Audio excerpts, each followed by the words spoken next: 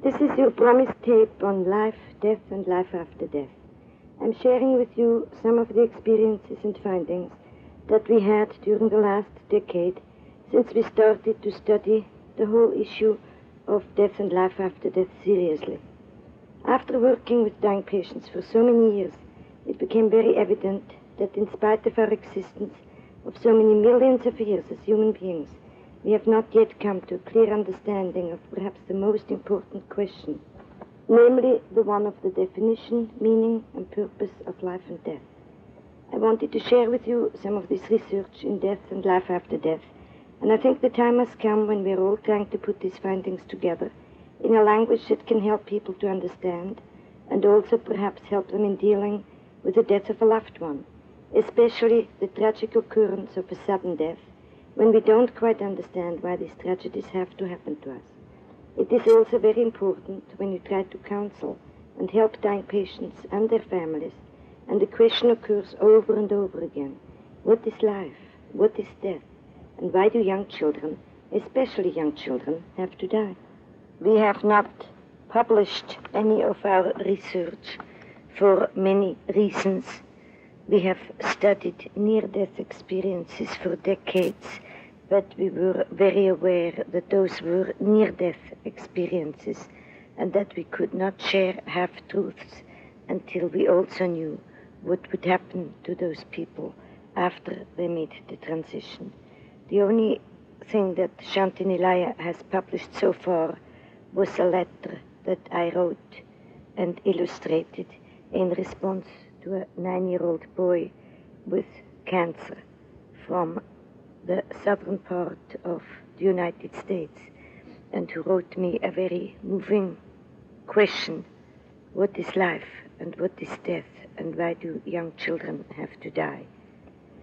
I borrowed my daughter's colored felt pencils and printed him a little letter illustrating it and sent it off to him in a simple language that should be understood by any child from preschool age to early grade school age. His response was not only very positive, but needless to say, he was a very proud young man to have a special little picture book from me, and shared it not only with his parents, but also with the parents of other dying children. As a special gift to me, he gave us permission to have it printed and make it available through Shantini Laya to help other young children to understand this most important question. If you are interested in obtaining such a copy, simply write to Shantini Laya and ask for the Doggy letter. A long time ago, people were much more in touch with the issues of death and believed in a heaven or a life after death. It is only in the last 100 years, perhaps, that fewer and fewer people truly know that life exists after our physical body dies. There is no purpose to analyze at this time and point out why this has occurred. But we are now in a new age, and hopefully have made the transition from an age of science and technology and materialism to a new age of genuine and authentic spirituality, which does not mean really religiosity, but spirituality, meaning an awareness that there is something far greater than we are, something that created this universe, created life, and that we are an authentic and important and significant part of it and can contribute to its evolution. All of us, when we were born from the source, from God, have been endowed with this facet of divinity. And that means, in a very literal sense, that we have a part of that source within us. And that gives us the knowledge of our immortality. And many people are beginning to be aware that the physical body is only the house or the temple, or as we call it, the cocoon, which we inhabit for a certain number of months or years until we make the transition called death. And then at the time of death, we shed this cocoon, and we are again as free as a butterfly, to use the symbolic language that we use when we talk to dying children and their siblings.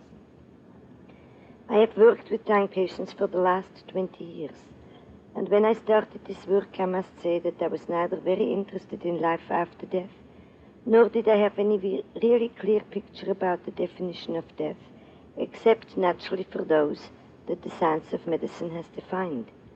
When you study the definition of death, you see that it only includes the death of a physical body, as if man would only exist of the cocoon. I was one of those physicians, scientists, who did not ever question that. And I guess it only became a really relevant and very important issue in the 60s, when a transplant of organs, especially of kidneys and hearts, raised an important question as to when are we ethically, morally, and legally allowed to remove an organ out of a patient in order to save another person's life. It has also become a big legal issue in the last few decades, since our materialism has reached a point where people sue each other, where the issue of prolongation of life has raised many, many difficult problems, and where we can be sued for either attempting an organ too early out of a person when the family claims that they're still alive, or when we wait too long and perhaps often prolong a life unnecessarily. The health insurance companies have also added to this problem, in that in a family accident it is sometimes of vital importance to know who in the family died before, even if it is only a matter of minutes. Again, the issue is money and who the beneficiaries would be. Needless to say, all these issues touched me very little, had it not been for my own very subjective experiences at the bedside of my own dying patients. Being a skeptical semi-believer, to put it mildly, and not interested in issues of life after death, I could not help but be impressed by several observations which occurred so frequently that I began to wonder why nobody ever studied the real issues of death, not for any special scientific reasons, not for any reasons to cover lawsuits, needless to say, but simply out of sheer natural curiosity. Man has existed for 47 million years and has been in its present existence, which includes the facet of divinity, for 7 million years in its present form. And every day people die all over the world. And yet in a society that is able to bring a man to the moon and bring him back well and safe, we have never put any efforts into the study of an updated and total definition of human death. Isn't that peculiar? So in the midst of my caring for dying patients and teaching medical and seminary students, we decided one day on the spur of the moment that we would try to come up with a new and updated and all-inclusive definition of death. It is said somewhere, ask and you will be given, knock and the door will be opened, or in a different language, a teacher will appear when a student is ready. This proved to be very true, as within 1 week, after raising this important question and making a commitment to finding an answer to this question, we were visited by nurses who shared with us the experience of a woman who had been in the intensive care unit 15 times. Each time this woman was expected to die, and yet each time she was able to walk out of the intensive care unit to live for another few weeks or another few months. She was, as we would call it now, our first case that we had of a near-death experience.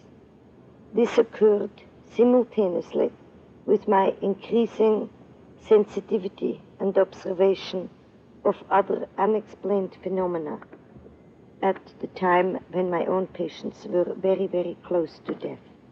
Many of them began to, quote, hallucinate, unquote, the presence of loved ones with which they apparently had some form of communication, but who I personally was neither able to see nor hear. I was also quite aware that even the angriest and most difficult patients, very shortly before death, began to deeply relax, have a sense of serenity around them, and were pain-free in spite of perhaps a cancer-ridden body full of metastases. Also, the moment after death occurred, their facial features expressed an incredible sense of peace and equanimity and serenity, which I could not comprehend, since it was often a death that occurred in a stage of anger, bargaining, or depression. My third and perhaps most subjective observation was the fact that I had always been very close to my patients and allowed myself to get deeply and lovingly involved with them. They touched my life and I touched their lives in a very intimate, meaningful way. Yet within minutes after their death, I had no feelings for these patients and often wondered if there was something wrong with me. When I looked at them, it appeared to me similar to a winter coat that we shed with the occurrence of spring, knowing that we don't need it anymore. I had this incredible, clear image of a shell, and my beloved patient was no longer in that bed. Naturally, as a scientist, I could not explain that, and had a tendency to put these observations aside. If it had not been for Mrs. Schwartz, her husband was a known schizophrenic, and each time he had a psychotic episode, he tried to kill this youngest son, the youngest of many children, and the only one still at home. It was the patient's conviction that if she should die prematurely, her husband would lose control and the life of her youngest son would be in danger. Through the help of the Legal Aid Society, we were able to make arrangements for her to transfer the custody of this child to some relatives, and she left the hospital with a great sense of relief and a new freedom, knowing that should she not be able to live long enough, that at least her youngest child was now safe too. It was this very patient who almost a year later returned to our hospital and shared with us our first near-death experience. Experiences that have been published in the last few years in many books and magazines and who have become familiar to the general public. Mrs. Schwartz shared her experience of having been hospitalized on an emergency basis in a local hospital in Indiana at the time when she was too sick to be transferred all the way to Chicago. She remembers having been admitted in very critical condition, being put into a private room in a hospital, and just as she was contemplating whether she should struggle once more for the sake of her youngest child, or simply let go, lean back in a pillow, and shed her cocoon, she became aware of a nurse who walked into the room, took one look at her, and dashed out.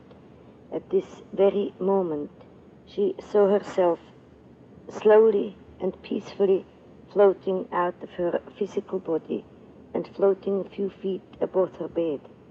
She even had a great sense of humor, relating that she looked at her body, which looked pale and icky. She had a sense of awe and surprise, but no fear or anxiety.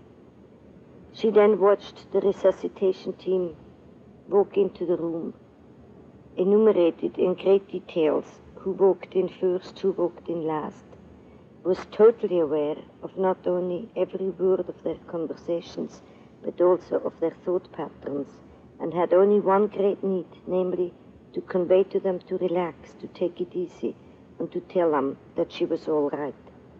But the more desperately she tried to convey this to them, the more frantically they seemed to work on her body, until it dawned on her that she was able to perceive them, but they were not able to perceive her.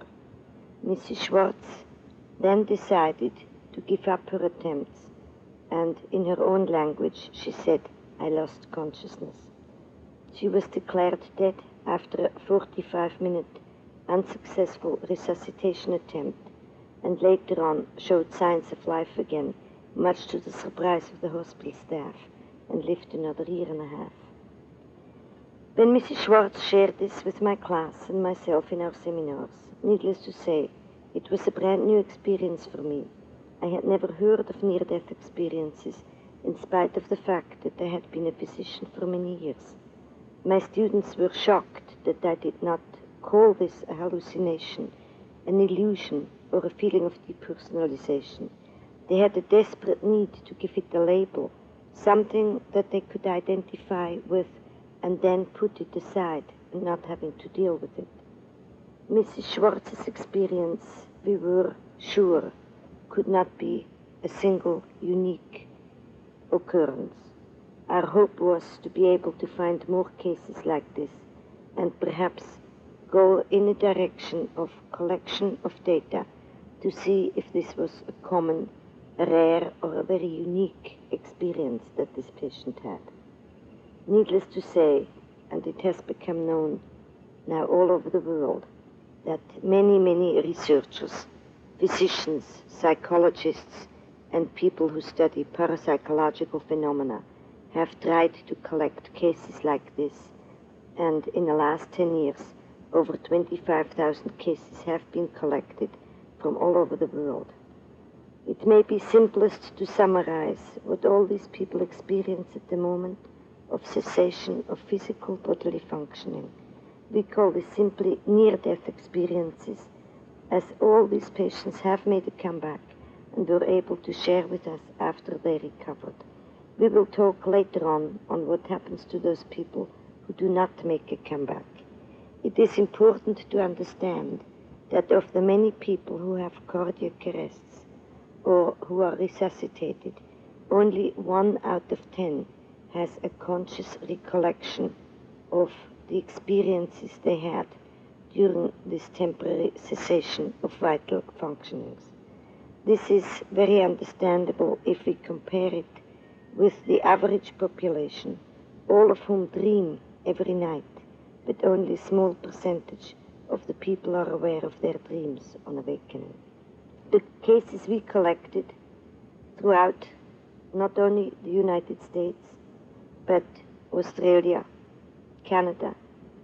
The youngest is a 2-year-old child, the oldest a 97-year-old man. We have people from different cultural and religious backgrounds, including Eskimos, original Hawaiians, Aboriginals from Australia, Hindus, Buddhists, Protestants, Catholic, Jews, and several people without any religious identification, including a few who call themselves agnostics or atheists. It was important for us to collect data from the greatest possible variety of people from different religious and cultural backgrounds, as we wanted to be very sure not only that our material was not contaminated, but it was a uniquely human experience and had nothing to do with early religious or other conditioning. We can say, after all these years of collecting data, that the following points are common denominators in all the people who have had these near-death experiences. Also irrelevant is the fact that they had these experiences after an accident, murder attempt, suicide attempt, or a slow, lingering death. Over half of our cases have been sudden death experiences, and therefore the patients would not have been able to prepare or anticipate an experience. At the moment of death, all of you who are listening to this tape will experience the separation of the real, immortal you from the temporary house, namely the physical body. We will call this immortal self the soul or the entity, or using the symbolic language that we use when we communicate with children, we call it the butterfly in the process of leaving the cocoon. When we leave the physical body, there will be a total absence of panic, fear, or anxiety. We will always experience a physical wholeness. We will be totally aware of the environment in which this accident or death occurs, whether this is a hospital room, whether this is our own bedroom after we experience a coronary at home, or whether this is after a tragic car accident or a plane crash.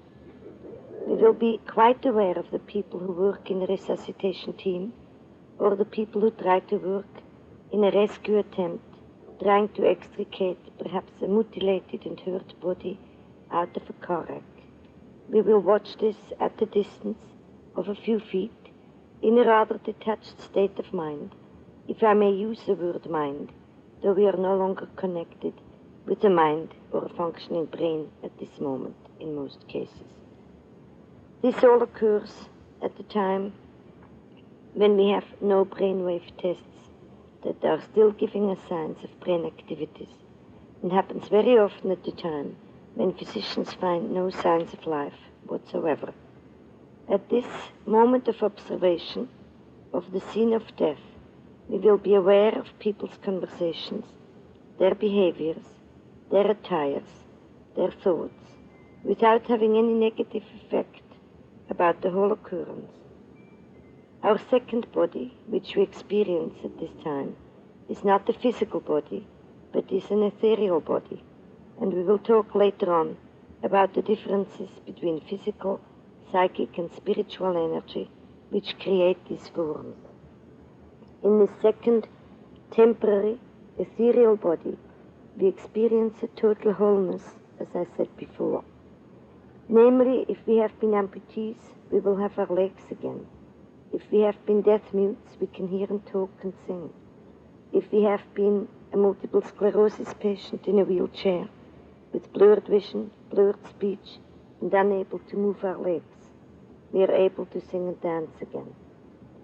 It is understandable that many of our patients who have been successfully resuscitated are not always grateful when their butterfly is squashed back into a cocoon, since with the revival of our bodily functions, we also have to accept the pains and the handicaps that go with it.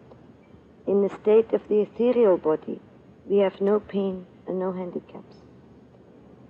Many of my colleagues wondered if this is not simply a projection of our wishful thinking, which could be very understandable and comprehensible.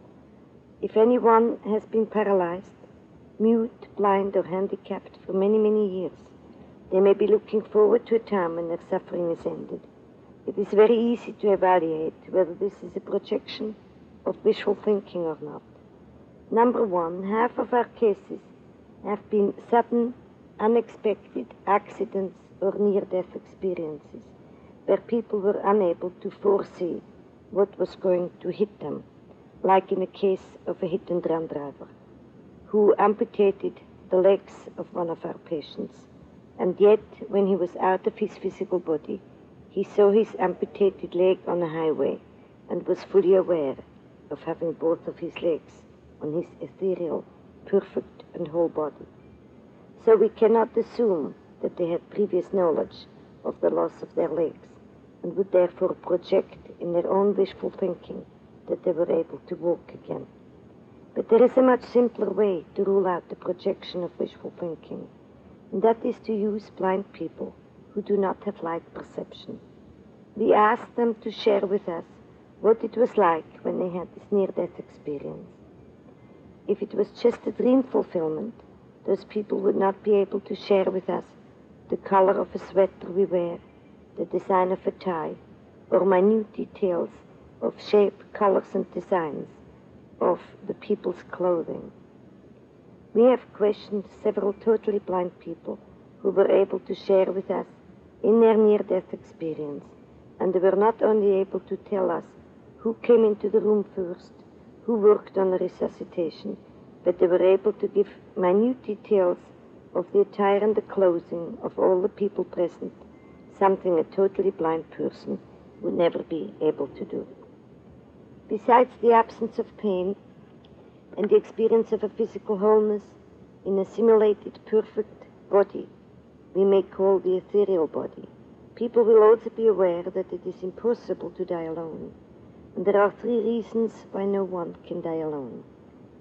And by no one, I mean people who would even die in a desert of thirst, a few hundred miles away from the next human being, or an astronaut who would be sent in a capsule alone into the universe and would miss the target and would circle around the universe until they die of natural causes. When we are slowly preparing for death, as is often the case with children who have cancer, prior to death, many of these children begin to be aware that they have the ability to leave their physical body and have what we call an out-of-body experience. All of us have these out-of-body experiences during certain states of sleep. Very few of us are consciously aware of it. Dying children especially, who are much more tuned in and become much more spiritual than healthy children of the same age, become aware of these short trips out of their physical body, which help them in the transition, which help them to familiarize themselves with the place where they are in the process of going. It is during those out-of-body trips, which dying patients, young and old, experience, that they become aware of the presence of beings who surround them, who guide them and who help them. Young children often refer to them as their playmates. The churches have called them guardian angels. Most researchers would call them guides.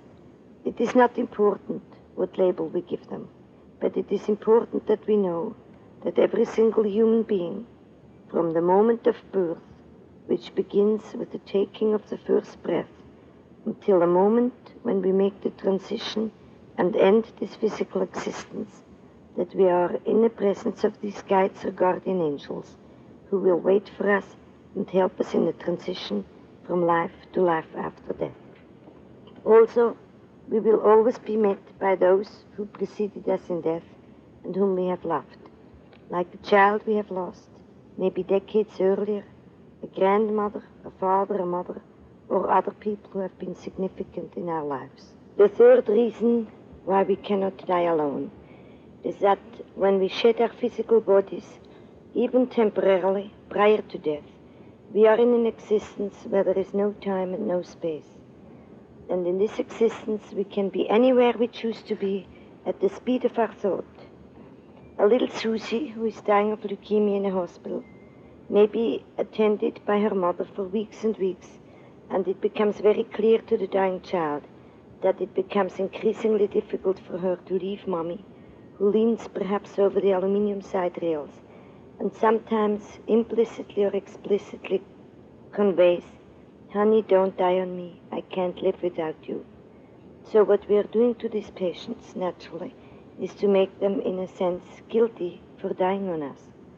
So Susie, who has become more and more tuned in with total life, with the awareness of her existence after death and the full awareness of a continuation of life, a Susie who has, during the night and during an altered state of consciousness, been out of the body and has become aware of her ability to travel and to literally fly anywhere she wants to be, will simply ask mommy to leave the hospital.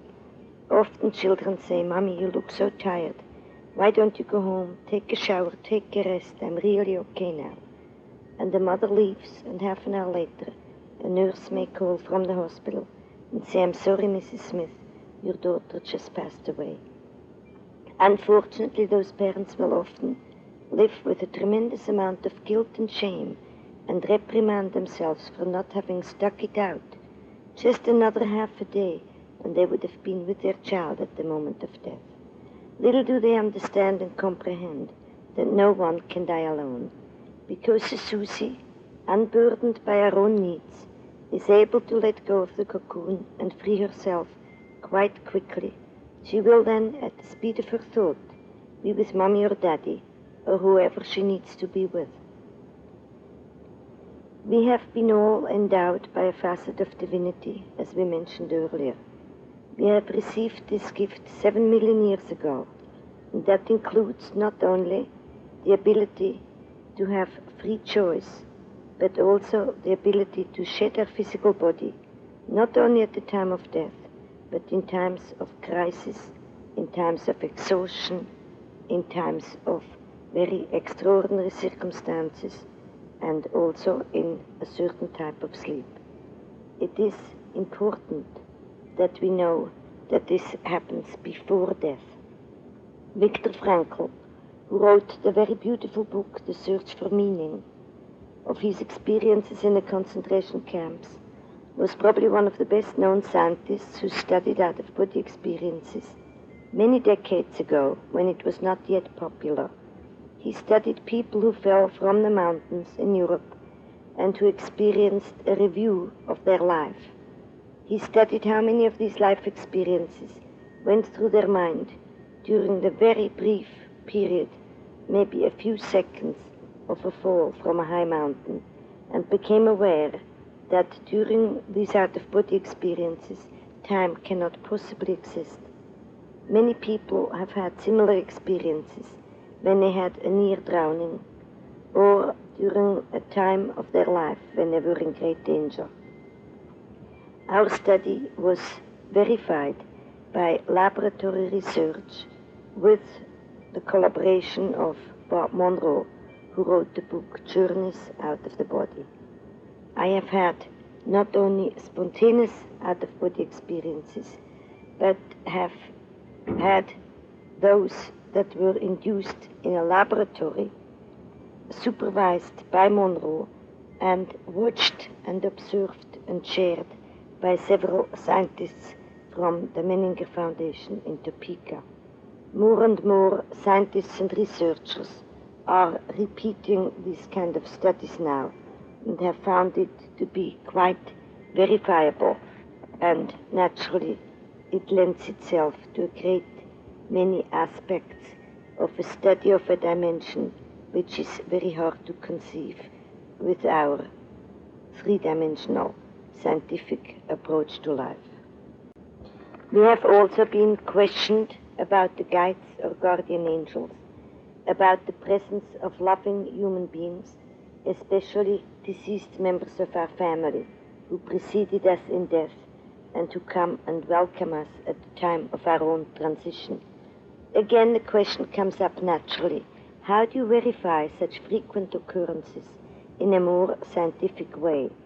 It is interesting to me as a psychiatrist that thousands of people all around the globe should share the same hallucinations prior to death, namely the awareness of some relatives or friends who preceded them in death. There must be some explanation for this, if this is not real. And so we proceeded trying to find out means and ways to study this, to verify this, or perhaps to verify that this is simply a projection of wishful thinking. The best way perhaps to study it is for us to sit with dying children after family accidents.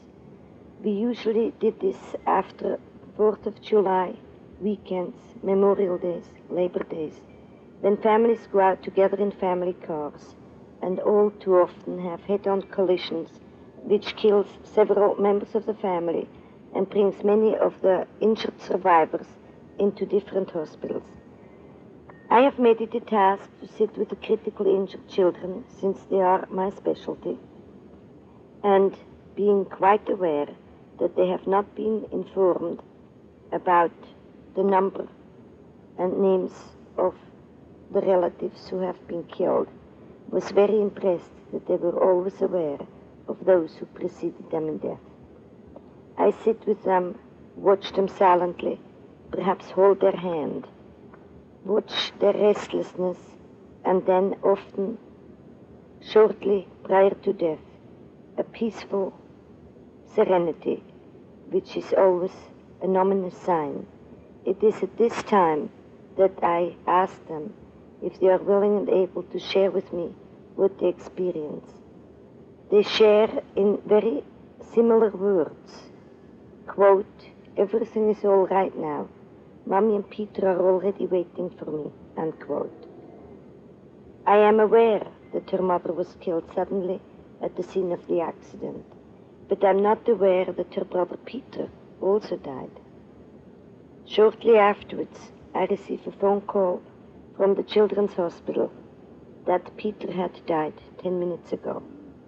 In all the many years that we have collected this kind of data, we have never met a child who, in the imminence of their own death, mentioned a person in their family that had not preceded them in death, even if it was only by a few minutes.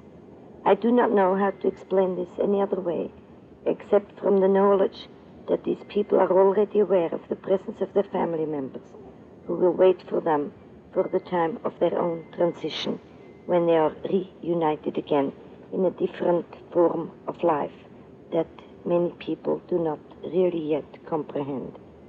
Another experience perhaps moved me even more than the children, and that was a case of an American Indian of whom we have very little data up to date, since American Indians do not often talk about issues of death and dying. This young American Indian woman was hit by a hit-and-run driver on a highway when a stranger stopped his car in an attempt to help her. She very calmly told him that there was nothing else that he could do for her, except perhaps one day he might get near the Indian reservation where her mother lived, about 700 miles away from the scene of the accident. She had a message for her mother, and maybe one day he would be able to convey this message to her. The message stated that she was okay, that she was not only okay, but that she was very happy because she was already with her dad. She then died in the arms of the stranger, who was so touched that he was at the right time at the right place, that he drove 700 miles out of his way to visit the mother in the Indian reservation, only to be told that her mate, the victim's father, had died 1 hour prior to the accident of a coronary at the Indian reservation, 700 miles apart. We have many, many cases like this, where the people who were in the process of dying had not been informed or aware of the death of a family member, and yet were greeted by them. We became aware that our job was not to convince or to convert others of the fact that death does not exist, but that our job was simply one of sharing. If you're ready to hear it and willing to have an open mind, you will get and find your own experiences, and they're very easy to have if you ask for it. In every audience of 800 people, there are at least 12 authentic, genuine cases of people who have had such an experience and who are willing to share it with you if you have an open mind and you're not critical, negative, judgmental, and have no need to label it with a psychiatric label.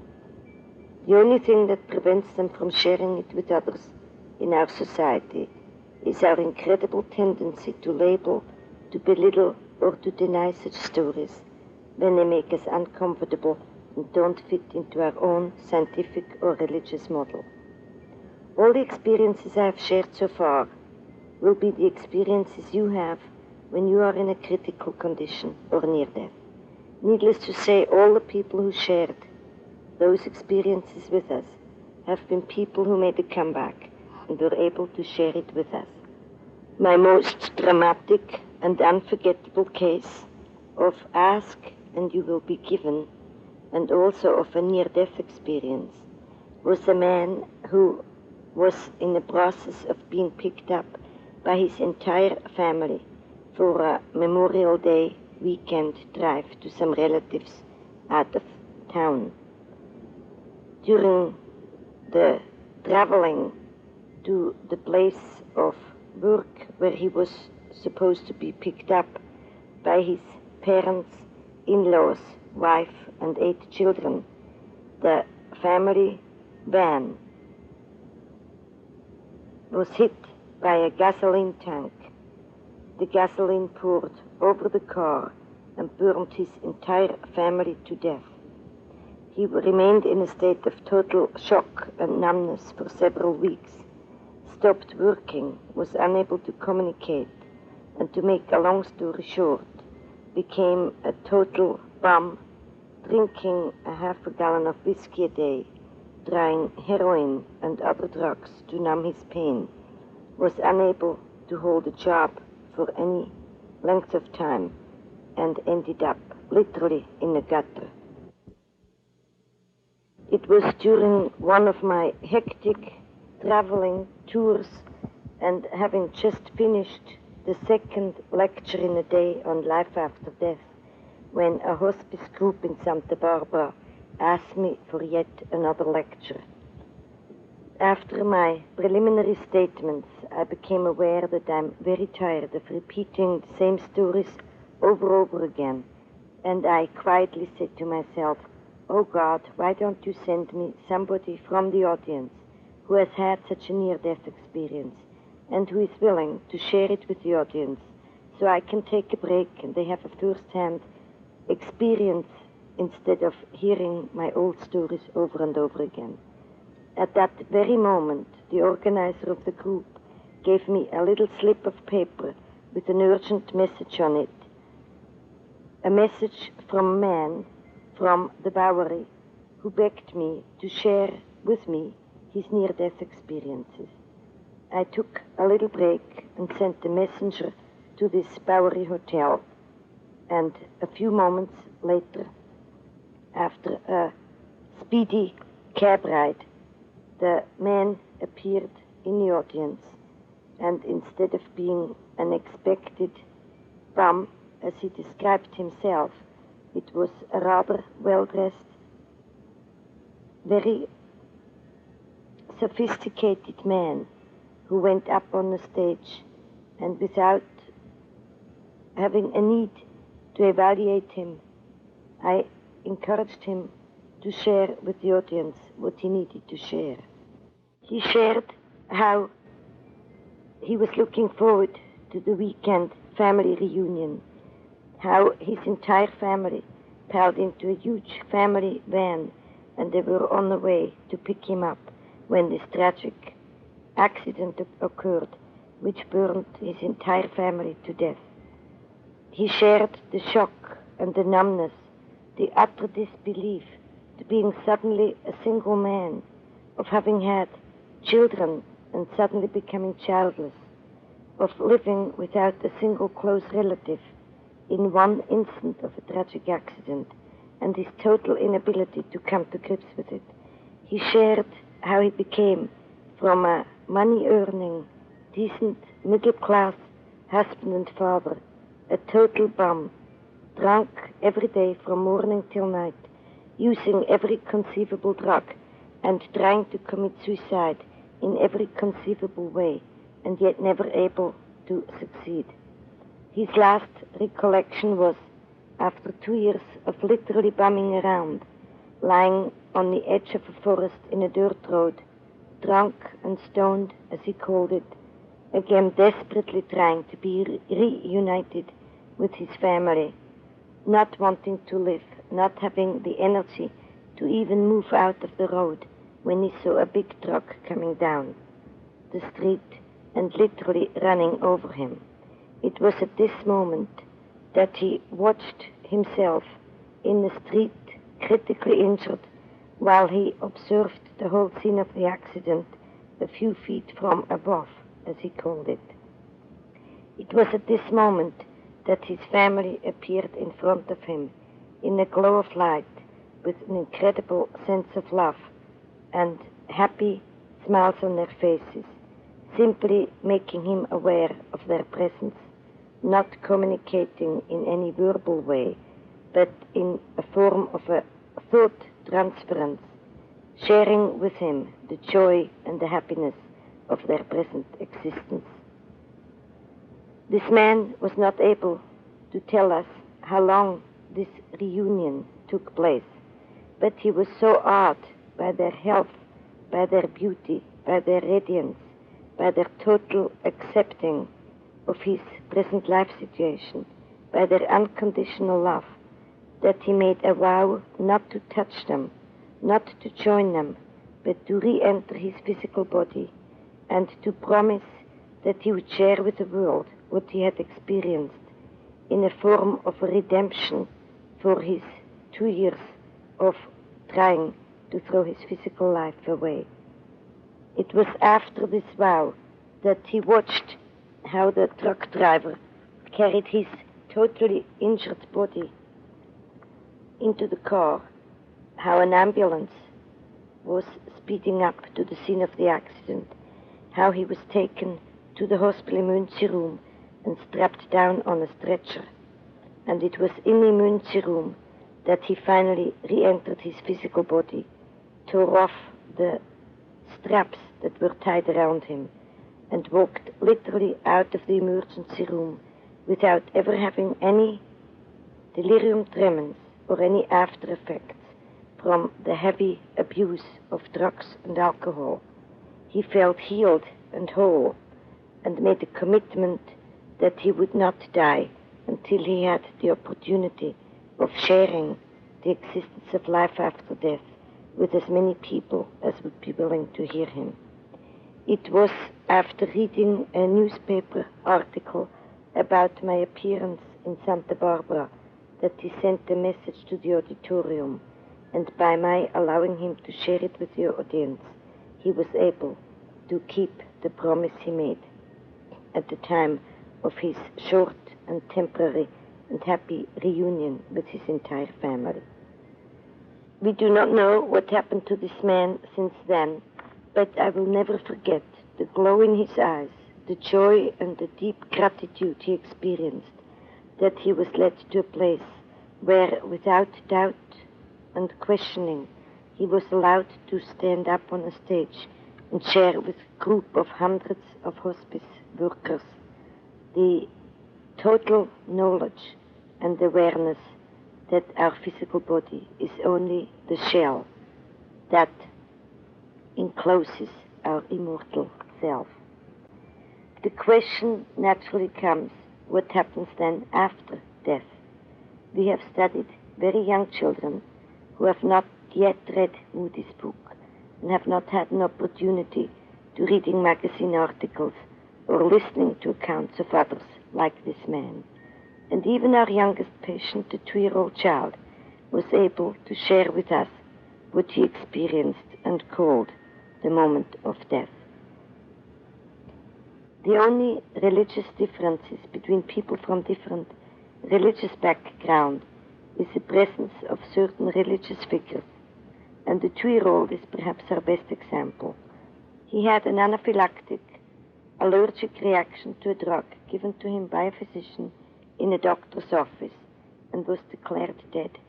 And while the physician and the mother waited for the arrival of the father, the mother desperately touched her little boy, cried and sobbed and pleaded with him. After what seemed to her eternity, her little 2-year-old opened his eyes and said in a voice of an old wise man, "Mommy, I was dead. I was in the most beautiful place, and I didn't want to come back. I was with Jesus and with Mary. And Mary kept telling me that my time was not right, I had to go back. But I tried to ignore her. And when she realized that I tried to ignore her, she pulled me gently by the wrist and took me away from Jesus and said, 'You have to go back, Peter. You have to save your mommy from the fire.' It was at this moment that Peter opened his eyes, and he said with a happy voice, 'You know, Mommy, when she told me that, I ran all the way back home.' This mother was not able to share this incident for 13 years and was rather depressed because of the misinterpretation of Mary's statement to her son Peter. Her misunderstanding was that her son was eventually the one who had to save her from the fire, from hell, and she couldn't understand why she was supposed to be doomed for hell, as she was a very decent, hard-working woman of faith.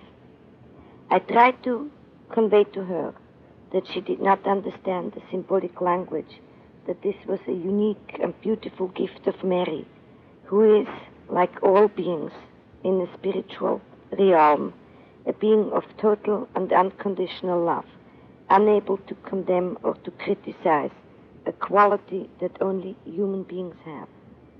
I asked her for a moment to stop thinking and to simply allow her own spiritual intuitive quadrant to respond.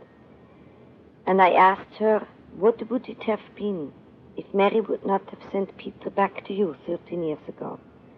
She grabbed her hair and she shouted out, "Oh my God, I would have gone through hell and fire." Needless to say, it was no longer important to say, "Now do you understand that Mary saved you from the fire?" The scriptures are full of examples of the symbolic language.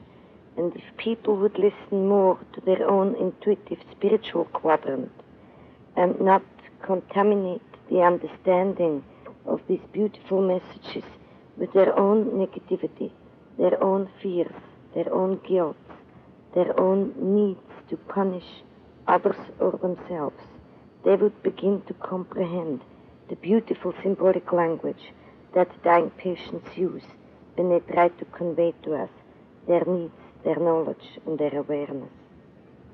Needless to say, a Jewish child would not likely be able to see Jesus. A Protestant child would not likely to see Mary. Not that they would not care for those children, but simply because we always get what we need the most. The ones we meet are the ones we have loved the most and who preceded us in death.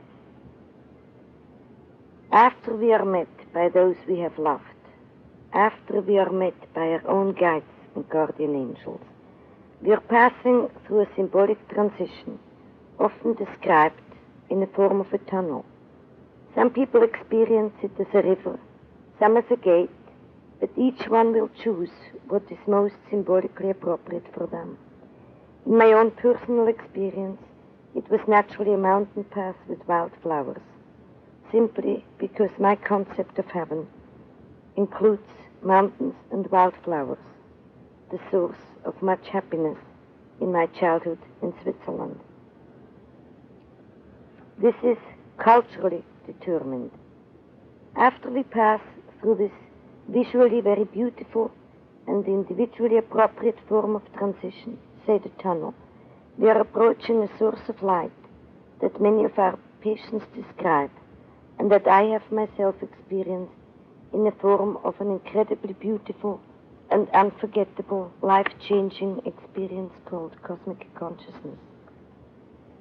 In the presence of this light, which most people in our Western Hemisphere call Christ, or God, or love, or light, we are surrounded by total and absolute unconditional love, understanding, and compassion.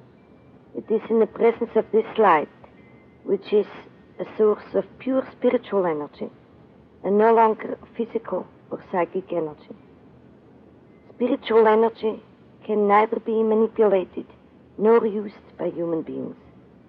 It is an energy in the realm of existence where negativity is impossible.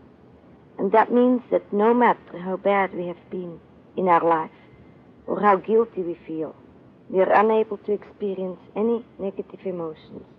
It is also totally impossible to be condemned in this presence, which many people call Christ or God, since he is a being of total and absolute unconditional love.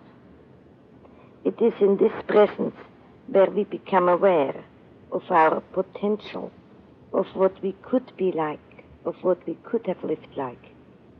It is also in this presence, surrounded by compassion, love, and understanding, that we are asked to review and evaluate our total existence.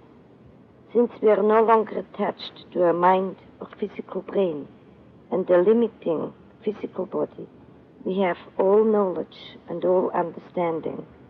It is in this existence that we have to review and evaluate every thought, every word, and every deed of our existence.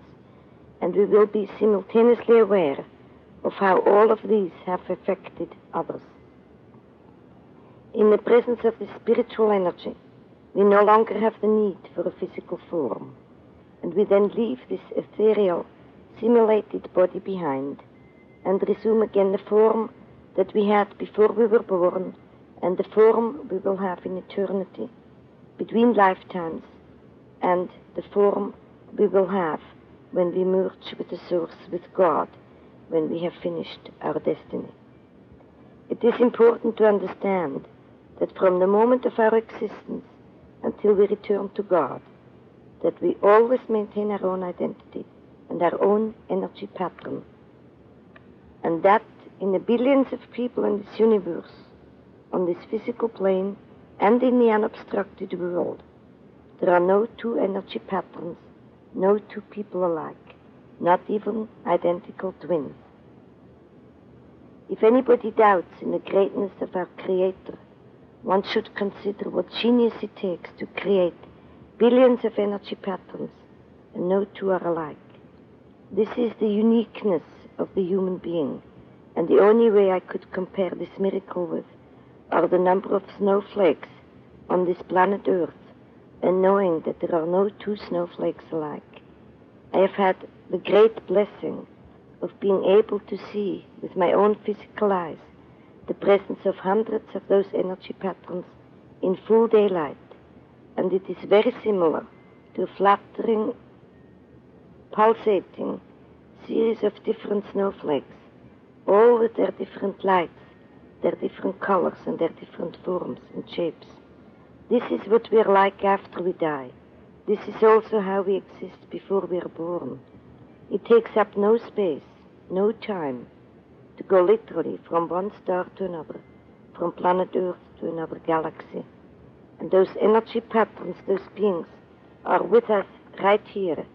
And if we only had the eyes to see it, we would be aware that we are never, ever alone, and that we are surrounded by these beings who guide us, who love us, who protect us, who try to direct us, to help us to go on the track where we have to be to fulfill our own destiny.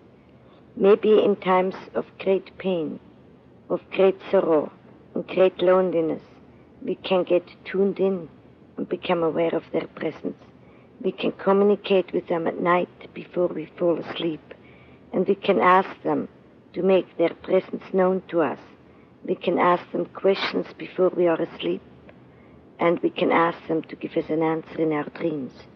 Those who have been tuned in to their sleep states, to their dreams, become aware that many of our questions are answered in this state.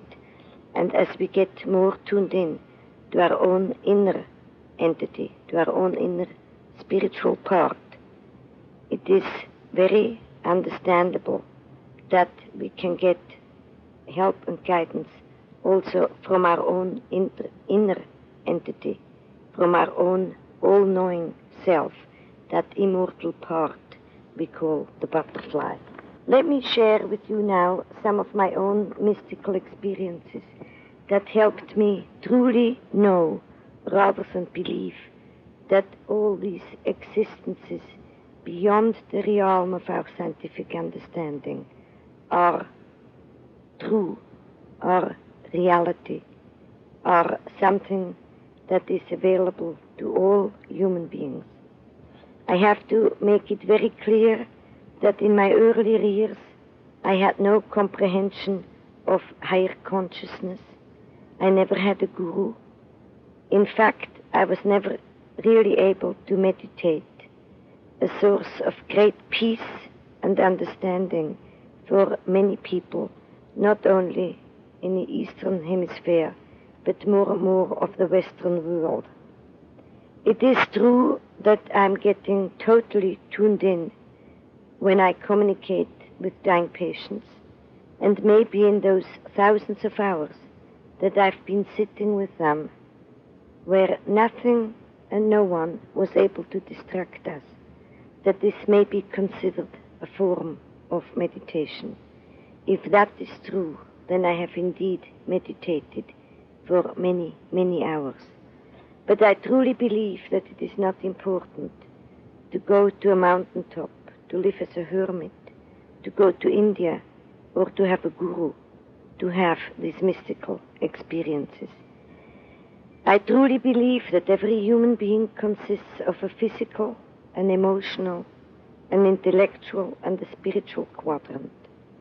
And if we can learn to externalize our unnatural feelings, our unnatural emotions, our hate, our anguish, our unresolved griefs, our oceans of unshed tears, that we can get back tuned into what we usually were meant to be. And that is a human being consisting of 4 quadrants, all of which work together in total harmony and wholeness. It is only if we have learned to accept our physicalness, if we love and accept our physical body, if we are able to share our natural emotion without being handicapped by them, without being belittled when we cry, when we express natural anger, when we are jealous in order to emulate someone else's talents, gifts, or behavior, when we are able to understand that we have only two natural fears, one of falling and one of loud noises, and that all the other fears have been given to us by grown-ups who projected their own fears onto us and passed them on from generation to generation. And most important of all, if we have learned to love and be loved unconditionally. Most of us have been raised as prostitutes. I love you if. And this word if has ruined and destroyed more lives than anything else on this planet Earth. It prostitutes us. It makes us feel that we can buy love with good behavior or good grades, and we will never develop a sense of self-love and self-worth. Also, if we have not been able to accommodate the grown-ups, we have been punished rather than to be taught by consistent, loving discipline instead of punishment. As our teachers taught us, if you had been raised with unconditional love and discipline, you would never be afraid of the windstorms of life. You would have no fear, no guilt, no anxieties. The only enemies of man.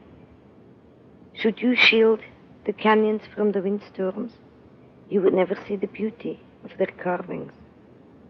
And so I went about, not looking for a guru, not trying to meditate, not trying to reach any states of higher consciousness, but each time a patient or a life situation made me aware of some negativity within me, I tried to externalize it, so I would eventually reach that harmony between my physical, emotional, spiritual, and intellectual quadrant.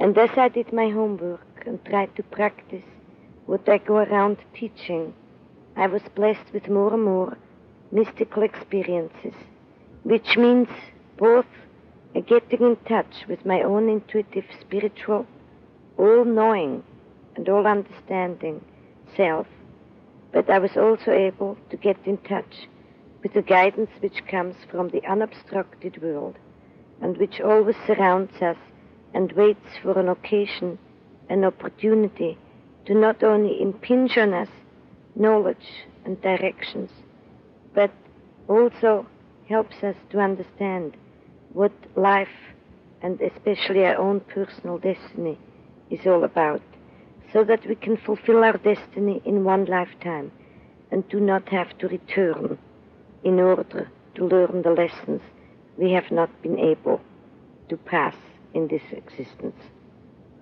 One of my first experiences was during a research project where I was allowed to experience out-of-body experiences induced by iatrogenic means in a laboratory in Virginia, and observed and attended by several skeptical scientists.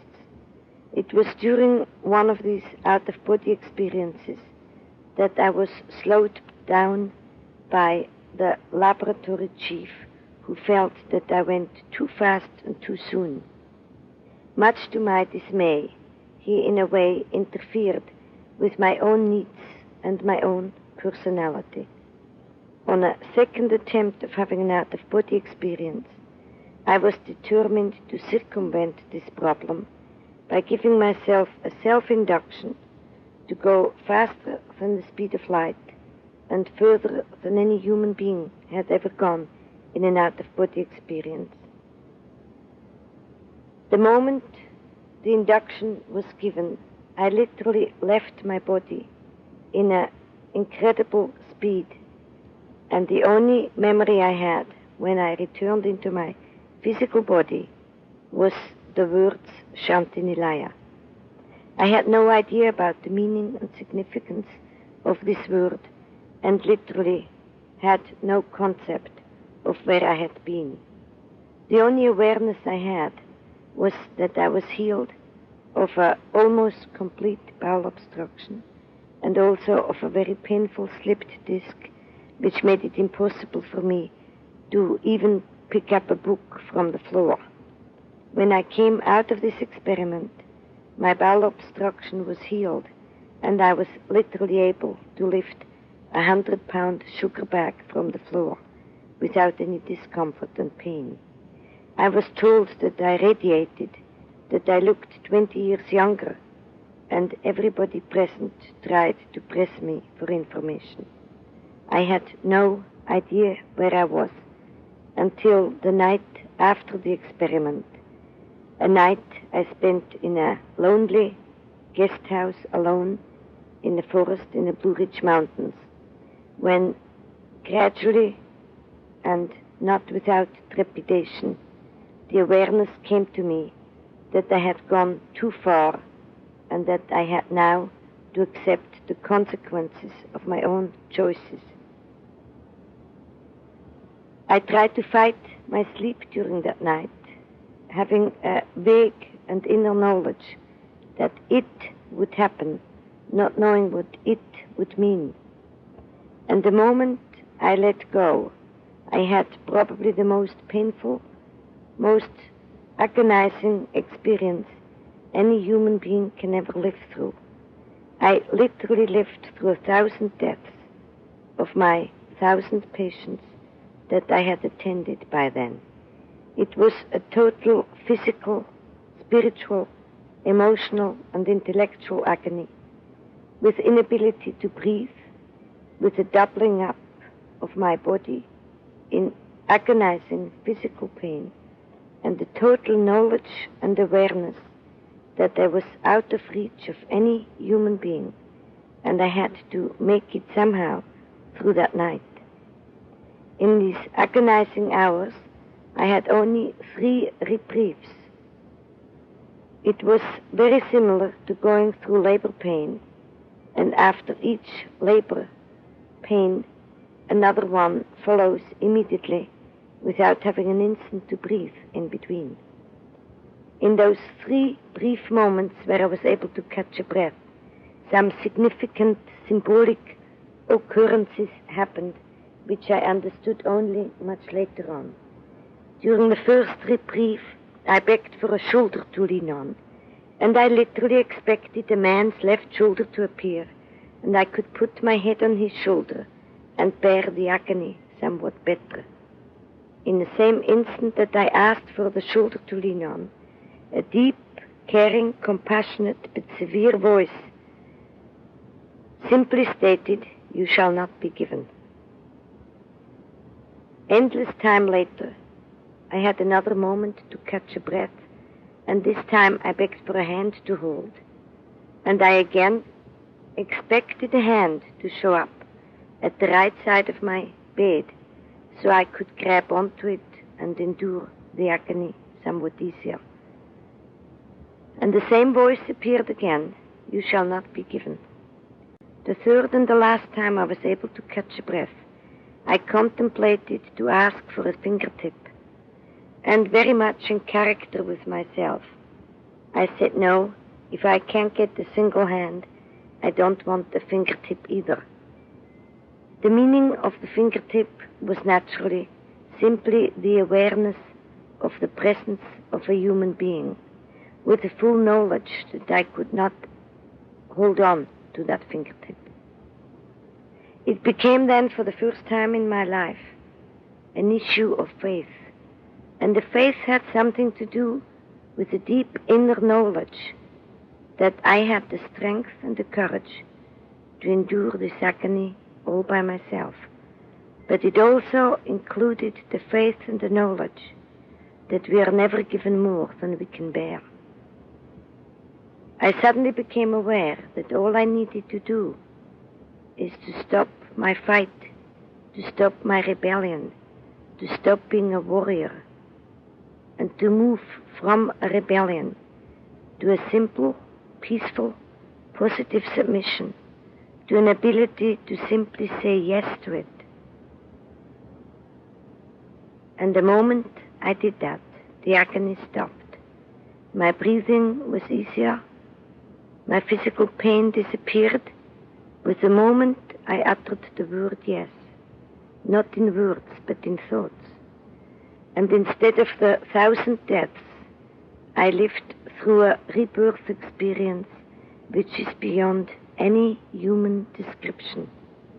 It started with a very fast vibration or pulsation of my abdominal wall, which spread through my entire body and then spread onto anything that my eyes touched.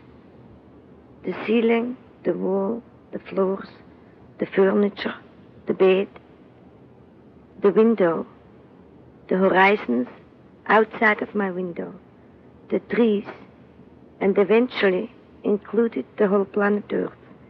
It was as if the whole planet Earth was in a very high, speedy vibration. Every molecule vibrated, and at the same time, in front of me appeared something that looked like a lotus flower bud, which opened into an incredibly beautiful, colorful flower, and behind the lotus flower appeared the light that my patients so often talked about. And as I approached this light through the open lotus flower, with the world in a deep, fast vibration, I gradually and slowly merged into this incredible, unconditional love, into this light, and I became one with it. At the moment of the merging into this source of light, all vibration stopped. A deep silence came over me, and I fell into a deep trance-like sleep, from which I awoke knowing that I had to wear a robe and put my sandals on and walk down a hill, and that it would occur at the moment when the sun would rise behind the horizon. Approximately an hour and a half later, I woke up, put the robe on, wore my sandals, and walked down the hill, and experienced probably the greatest ecstasy of existence that human beings can ever experience on this physical plane. I was in total love and awe of all life around me. I was in love with every leaf, every cloud, every grass, every living creature. I felt the pulsation of the pebbles on the path, and I literally walked above the pebbles, conveying to them, I cannot step on you, I cannot hurt you. As I reached the bottom of the hill, I became aware that I had not touched the ground on this path, but there was no questioning about the validity of the experience, simply an awareness of a cosmic consciousness of life in every living thing, and of a love that can never, ever be described in words. It took me several days to come back to a physical existence with trivialities of washing dishes, doing the laundry, cooking a meal for my family. And it took several months before I was able to verbalize my experience and share it with a beautiful, non-judgmental, understanding group, a group who invited me to speak in a conference on transpersonal psychology in Berkeley, California. After I shared my experience, I was given a label for it. It was called Cosmic Consciousness. And as usual, I had to go to the library, find a book with the same title, do to learn intellectually and to comprehend the meaning of such a state. I was also told at that moment that the word that was given to me as I merged into the spiritual energy, the source of all light, that Shanti Nilaya means the final home of peace, the home where all of us will return to when we have gone through all the agonies, the pains, the sorrows, the griefs, and we are able to let go of the pain and become what we were created to be, a being of harmony between the physical, the emotional, the intellectual, and the spiritual quadrant, a being that understands that love, true love, has no claims and no ifs, and that if we could understand this state of love, that all of us would be whole and healthy, and all of us would be able to fulfill our destiny in one single lifetime. This experience has touched and changed my life in ways that are very difficult to put into words. But I think it was because of this experience that I also understood that if I would ever to share my understanding of life after death, that I would literally have to go through 1,000 deaths, that the society in which I live would try to shred me to pieces. But the experience and the knowledge, the joy, the love, and the sensation of what followed the agony, the rewards would always be far greater than the pain.